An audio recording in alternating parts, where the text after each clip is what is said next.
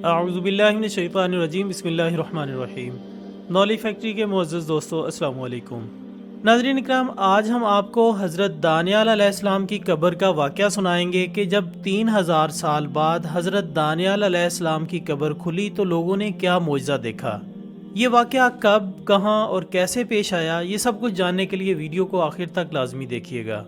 ناظرین محترم، ابو العالیہ تابی رحمۃ اللہ علیہ بیان کرتے ہیں کہ جب ہم نے سیدنا عمر رضی اللہ تعالیٰ عنہ کے دور حکومت میں تستر فتح کیا تو ہم نے ہر مزان کے بیت المال میں ایک چارپائی دیکھی۔ اس چارپائی پر ایک فوت شدہ شخص پڑا تھا، اس کے سر کے پاس ایک کتاب تھی۔ ہم نے وہ کتاب پکڑی اور اسے سیدنا عمر بن خطاب رضی اللہ تعالیٰ عنہ کی خدمت میں لے گئے۔ انہوں نے کعب احبار تابی رحمۃ اللہ علیہ کو بلا کر اس کتاب کا ترجمہ کروایا۔ اس کتاب میں آئندہ کے کچھ احوال تحریر تھے۔ ابو عبیدہ قاسم بن سلام نے کتاب الاموال میں یہ تحریر فرمایا کہ اس مردے کے سرہانے کچھ رقم پڑی ہوئی تھی اور ایک کاغذ پر تحریر کیا گیا تھا کہ کوئی بھی شخص مقررہ مدت کے لیے یہ مال یعنی رقم قرض کے طور پر لے جا سکتا ہے، اور اگر ٹھیک وقت پر واپس کر گیا تو ٹھیک، ورنہ مقروض ہو جائے گا یا بیمار ہو جائے گا۔ یہ فتح تیونس کا قصہ ہے جس کے سردار حضرت ابو موسیٰ اشعری رضی اللہ تعالیٰ عنہ تھے۔ حضرت ابو موسیٰ اس لاش سے چمٹ گئے اور فرمانے لگے کہ قسم اس پاک رب کی، یہ لاش حضرت دانیال علیہ السلام کی ہے۔ آپ نے پورا واقعہ حضرت عمر بن خطاب رضی اللہ تعالیٰ عنہ کو بھجوایا۔ حضرت عمر رضی اللہ تعالیٰ عنہ نے فرمایا کہ لاش کو حنوط لگا کر دفن کر دیا جائے اور ان کی تدفین نماز جنازہ کے ساتھ کی جائے جیسے انبیاء علیہم السلام کو دفن کیا جاتا ہے، اور اس مال کو بیت المال میں رکھ دیا جائے اور اس قبر کو پوشیدہ کر دیا جائے تاکہ کوئی جان نہ سکے کہ یہ شخص کون تھا۔ حضرت عمر رضی اللہ تعالیٰ عنہ کے حکم پر ایسا ہی کیا گیا۔ ناظرین، ایک اور جگہ ابو العالیہ تابی رحمۃ اللہ علیہ بیان کرتے ہیں کہ ہم نے جب تستر کو فتح کیا تو ہر مزان کے بیت المال میں ایک چارپائی دیکھی۔ اس پر ایک فوت شدہ شخص پڑا تھا، اس کے سر کے پاس ایک کتاب تھی۔ ہم نے وہ کتاب پکڑی اور اسے سیدنا عمر بن خطاب رضی اللہ تعالیٰ عنہ کی خدمت میں لے گئے۔ انہوں نے کعب احبار تابی رحمۃ اللہ علیہ کو بلوایا جنہوں نے اس کتاب کا عربی میں ترجمہ کر دیا۔ آپ فرماتے ہیں کہ میں عربوں میں وہ پہلا شخص تھا جس نے اس کتاب کو پڑھا۔ میں اس کو یوں پڑھ رہا تھا گویا قرآن کریم کو پڑھ رہا ہوں۔ ابو العالیہ کے شاگرد کہتے ہیں کہ میں نے ابو العالیہ سے پوچھا کہ اس کتاب میں کیا لکھا تھا، تو انہوں نے فرمایا کہ اس میں امت محمدیہ کی سیرت، معاملات، دین، تمام لہجے اور بعد والے حالات ہیں۔ میں نے عرض کیا کہ آپ نے اس فوت شدہ شخص کا کیا کیا؟ انہوں نے فرمایا کہ ہم نے دن کے وقت مختلف جگہوں پر 13 قبریں کھودیں، پھر رات کے وقت ان میں سے ایک میں اس کو دفن کر دیا اور سب قبروں کو زمین کے برابر کر دیا۔ اس طرح کرنے کا مقصد یہ تھا کہ لوگوں کو صحیح قبر کا علم نہ ہو اور وہ قبر کشائی نہ کر سکیں۔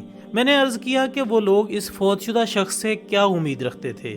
انہوں نے فرمایا کہ لوگوں کا یہ خیال تھا کہ جب وہ قحط سالی میں مبتلا ہوتے ہیں تو اس کی چارپائی کو باہر نکالنے سے ان کو بارش عطا کی جاتی ہے۔ میں نے پوچھا آپ کے خیال کے مطابق وہ کتنے عرصے سے فوت ہو چکے تھے؟ انہوں نے فرمایا 3000 سال سے۔ میں نے کہا ان کے جسم میں کیا کوئی تبدیلی آئی تھی؟ انہوں نے فرمایا بس گدی سے چند بال گرے تھے، کیونکہ انبیاء کرام کے جسم میں نہ زمین تصرف کرتی ہے نہ درندے سے کھاتے ہیں، یہ کسی بڑے معجزے سے کم نہیں۔ دوستو، یہاں ایک اور واقعہ آپ سے شیئر کرتے چلیں کہ حضرت دانیال علیہ السلام ایک دن ایک جنگل میں جا رہے تھے۔ آپ کو ایک گنبد نظر آیا اور آواز آئی دانیال ادھر آؤ۔ حضرت دانیال علیہ السلام اس گنبد کے پاس گئے۔ معلوم ہوا وہ کسی مقبرے کا گنبد ہے۔ جب آپ مقبرے کے اندر تشریف لے گئے تو دیکھا بڑی عمدہ عمارت ہے اور عمارت کے بیچ ایک عالیشان تخت بچھا ہوا ہے۔ اس تخت پر ایک بڑی لاش پڑی ہے۔ پھر آواز آئی کہ دانیال تخت کے اوپر آ جاؤ۔ آپ اوپر تشریف لے گئے تو ایک لمبی چوڑی تلوار مردہ شخص کے پہلو میں رکھی ہوئی تھی۔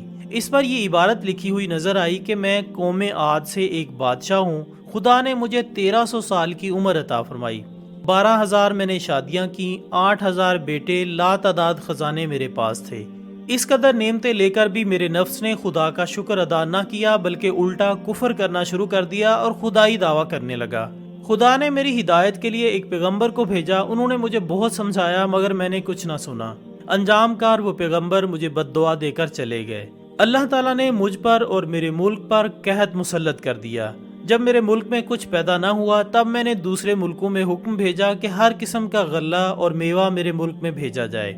میرے حکم پر ہر قسم کا غلہ اور میوہ میرے ملک میں آنے لگا، لیکن جب وہ غلہ یا میوہ میرے شہر کی حد میں داخل ہوتا وہ مٹی بن جاتا، ساری محنت بیکار ہو جاتی، کوئی دانہ مجھے نصیب نہ ہوتا۔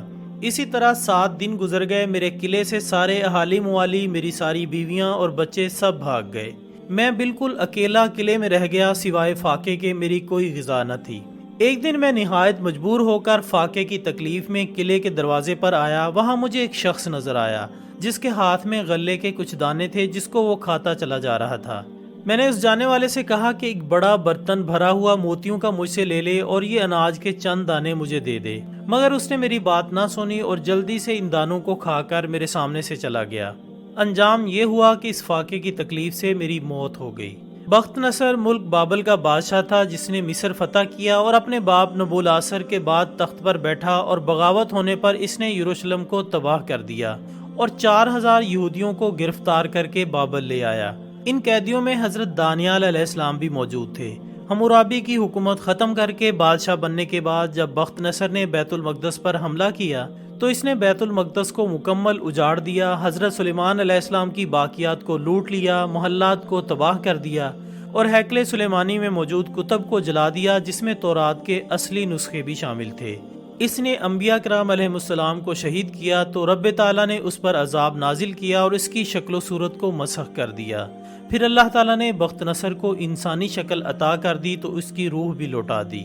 नाज़रीन, शेख सादी रहमतुल्लाह अलैह लिखते हैं कि जब बख्त नसर को अल्लाह ताला ने दोबारा इंसानी शक्ल अता की तो उसको बादशाहत भी लौटा दी। चुनाचे उस वक्त बख्त नसर के नज़दीक हज़रत दानियाल अलैहिस्सलाम और उनके साथी सबसे ज़्यादा बाइज़्ज़त थे, जिनको बख्त नसर असीरा ने बैतुल मक़दस के तौर पर कैद करके बाबल लेकर आया था। क्योंकि यहूदियों को इस कुर्बत से शदीद हसद था तो यहूदी उमरा बख्त नसर से कहने लगे कि हज़रत दानियाल अलैहिस्सलाम जब पानी पी लेते हैं तो उनका पेशाब पर से इख्तियार ख़त्म हो जाता है। बख्त नसर ने इस बात को जानने की खातिर यहूदी उमरा और हज़रत दानियाल अलैहिस्सलाम की दावत की। फिर उन्होंने खाना खाया और खूब पेट भरकर पानी पिया। दूसरी तरफ बख्त नसर ने दरबान को हुक्म दिया कि खाना खाने के बाद हाजरीन में सबसे पहले जो पेशाब करने के लिए बाहर निकले इसे कुल्हाड़े से कत्ल कर देना, चाहे वो पेशाब करने वाला यही क्यों ना कहे कि मैं बख्त नसर हूँ। चुनांचे नाजरीन, खाना ख़त्म हुआ तो सब हाजरीन में से बख्त नसर पहले पेशाब की शिद्दत की वजह से बेकरार होकर सबसे पहले खड़ा हुआ। वो बाहर निकलने लगा तो दरबान इस पर कम रोशनी की वजह से हमला आवर हुआ तो बख्त नसर बोला कि मैं बख्त नसर हूँ। तो दरबान बोला, तू झूठ बोलता है, बादशाह ने ही तो मुझे तेरे कत्ल का हुक्म दिया है। दरबान ने इस पर कुल्हाड़े का वार कर दिया, जिससे बख्त नसर हलाक हो गया। इसके तौहीदी होने के मुतालिक वहाब बिन मंबा फरमाते हैं कि बाज़ यहूद व नसारा में इख्तलाफ पाया जाता है कि बख्त नसर मौत से कबल ईमान लाया था या नहीं, मगर बाज़ यहूदी उलमा कहते हैं कि इसने अंबिया को शहीद किया और बैतुल मक़दस को तबाह किया, लिहाजा अल्लाह ताला ने इसकी तौबा कबूल नहीं की और वो काफिर ही मरा। तो नाजरीन, ये थी हमारी आज की वीडियो। हम उम्मीद करते हैं कि आपको ये वीडियो ज़रूर पसंद आई होगी। इंशाल्लाह बहुत जल्द दोबारा मुलाकात होगी एक और अच्छी सी वीडियो के साथ। तब तक अपना, दोस्तों, रिश्तेदारों और गिरदोनवा के तमाम लोगों का बहुत ख्याल रखिएगा। अल्लाह हाफिज़।